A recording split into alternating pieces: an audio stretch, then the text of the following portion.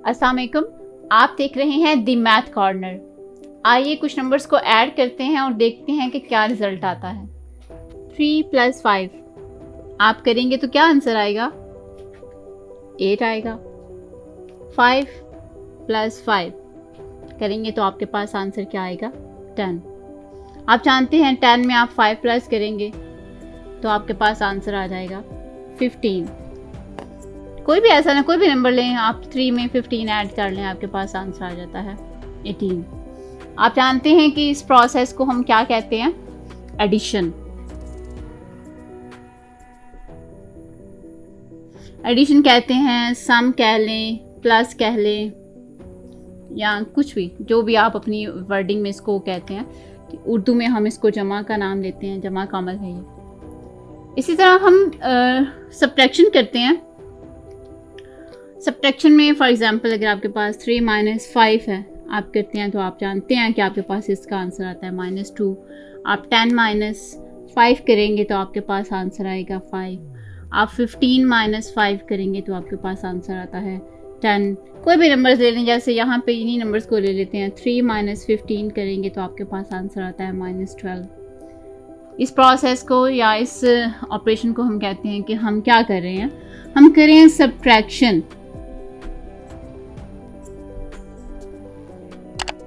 मनफी भी कहा जाता है इसको, ठीक है। अब सब्ट्रैक्शन, मनफी, या ये ऐसी चीज़ें हैं जिनके बारे में आप जानते हैं, जिनका नॉलेज आप सबको है। ऐड करना भी सबको आता है, सम करना भी सबको आता है, सब्ट्रैक्ट करना भी सबको आता होगा। अब हम बात करेंगे मल्टीप्लिकेशन की और डिवीजन की, कि मल्टीप्लिकेशन बेसिकली क्या चीज़ है और डिवीजन बेसिकली क्या चीज़ है। बात करते हैं मल्टीप्लिकेशन की। जब हम लिखते हैं 3 × 5, 3 × 5, जब हम करते हैं 3 × 5 तो आंसर आपको भी पता है, मुझे भी पता है कि इसका आंसर जो है वो है 15। लेकिन 3 × 5 बेसिकली क्या चीज़ है? आपने 3 × 5 का मतलब है कि आपने 5 को 3 टाइम्स जो है वो ऐड करना है, तो आपके पास आंसर क्या आ जाएगा? 15। या फिर आप कर लें 5 × 3। जब आपने 5 × 3 करना है तो आपके पास आंसर आ जाएगा 15। लेकिन बेसिकली इसको लिखा कैसे जाता है? 5 × 3 मीन्स आपने 3 को 5 टाइम्स जो है वो ऐड करना है।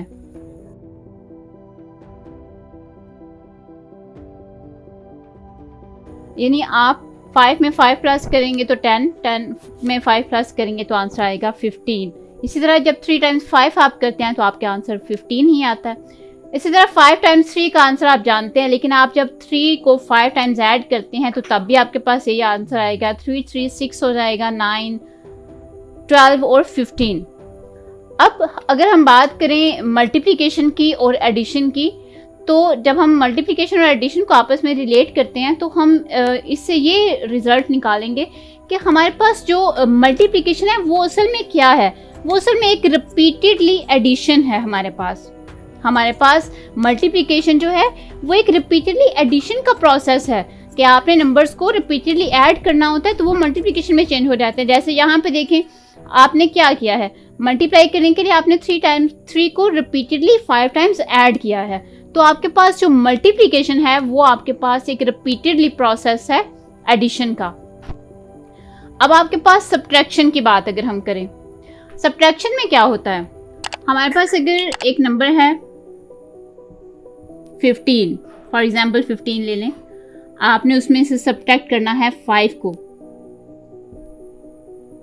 आपको पता है 15 में से 5 को सब्ट्रैक्ट करेंगे तो आपके पास आंसर आ जाएगा 10। यहाँ पे मैंने 15 में से एक 5 को सब्ट्रैक्ट किया है, लेकिन 15 में से जब आप 2 5 को सब्ट्रैक्ट करेंगे तो आप भी जानते हैं कि आपके पास जब 2 × 5 सब्ट्रैक्ट होगा तो आपके पास आंसर बचेगा 5।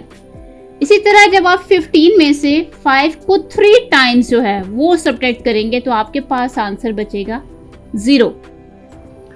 अब हमारे पास जब लिखा जाता है इस तरह से नंबर को कि 15 / 5, हम इसका आंसर क्या लिखते हैं, हम टेबल पढ़ते हैं 5 का, 5 1 जार 5, 5 2 जार 10, 5 3 जार 15, तो हम क्या कहते हैं 5 3 टाइम्स 15 है।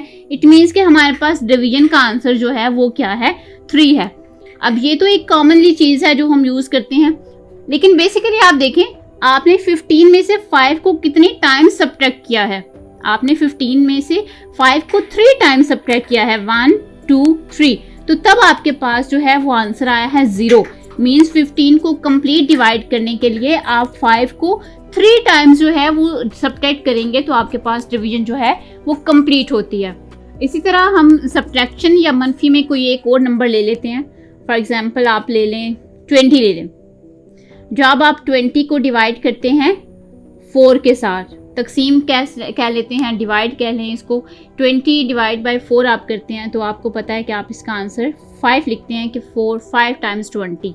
लेकिन बेसिकली हम इसको अगर सब्ट्रैक्शन या मनफी के अमल में देखें तो ये किस तरह से आता है कि आपके पास हम 4 को कितने टाइम सब्ट्रैक्ट करेंगे, 20 में से आप 4 को कितने टाइम सब्ट्रैक्ट करें कि आपके पास जो है वो आंसर 0 हो जाए। डिवीजन कंप्लीट तब होगी जब हम 4 को 5 टाइम सब्ट्रैक्ट करेंगे।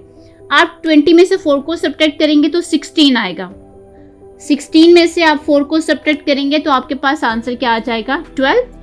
12 में से आप 4 को सब्ट्रैक्ट करेंगे तो आपके पास आंसर आ जाएगा 8।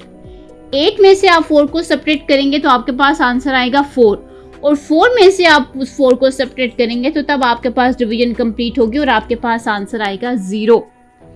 अब हमारे पास क्या हुआ है, 20 में से हमने 4 को कितने टाइम सब्ट्रैक्ट किया है, हमने 5 टाइम सब्ट्रैक्ट किया है। 20 में से 4 5 टाइम सब्ट्रैक्ट हुआ है तो हमारे पास डिवीजन कंप्लीट हुई है। इट मीन्स कि 20 को जब हम 4 से डिवाइड करेंगे तो हमारे पास आंसर क्या आएगा, 5। अब अगर मैं अपनी सारी बहस को थोड़ा सा समराइज करूं तो आपके पास ये जो एडिशन का प्रोसेस है और जो मल्टीप्लिकेशन का प्रोसेस है, इसके रिलेशन को मैं इस तरह से बयान कर सकती हूँ या डिस्क्राइब कर सकती हूँ कि आपके पास जो मल्टीप्लिकेशन है वो असल में एडिशन ही की एक फॉर्म है कि इसमें आपने रिपीटेडली एडिशन परफॉर्म करनी होती है तो आपके पास जो है वो मल्टीप्लिकेशन में चेंज होती है। इसी तरह आपके पास जो डिवीजन का प्रोसेस है, यहाँ पर हम मल्टीप्लिकेशन की बात कर रहे हैं, यहाँ पर हम डिवीजन की बात कर रहे हैं, यहाँ पे सब्ट्रैक्शन की बात हो रही थी और यहाँ पे प्लस की या एडिशन की, सम की। अब जब आप बात करेंगे डिवीजन की तो डिवीजन आपके पास एक रिपीटेडली सब्ट्रैक्शन का प्रोसेस है, ठीक है। आपके पास जिस तरह से एडिशन और मल्टीप्लिकेशन आपस में इंटर रिलेटेड है, इसी तरह डिवीजन और सब्ट्रैक्शन आपस में इंटर रिलेटेड है। मींस आप के पास डिवीजन जो है वो एक रिपीटेडली सब्ट्रैक्शन का प्रोसेस है। अब हम चलते हैं जरा अपने कॉन्सेप्ट की तरफ। हम इस वक्त बात कर रहे हैं डिवीजन बाय 0 की। हमारा जो असल चीज़ है, हमने डिवीजन के बारे में बात करनी थी और डिवीजन के सारे प्रोसेस से बहस के बाद हम ये रिजल्ट निकालते हैं कि division is repeatedly subtraction process. कि आप डिवीजन को जब आप बेसिकली देखते हैं तो वो एक सब्ट्रैक्शन का प्रोसेस ही है। मींस जब आपके पास एक नंबर आपको दे दिया जाता है 25 डिवाइडेड बाय फॉर एग्जांपल 5 से आप करते हैं, ठीक है, तो इसका आप आंसर किस तरह से लिखते हैं कि 25 में से आप कितने टाइम्स 5 को सब्ट्रैक्ट करेंगे।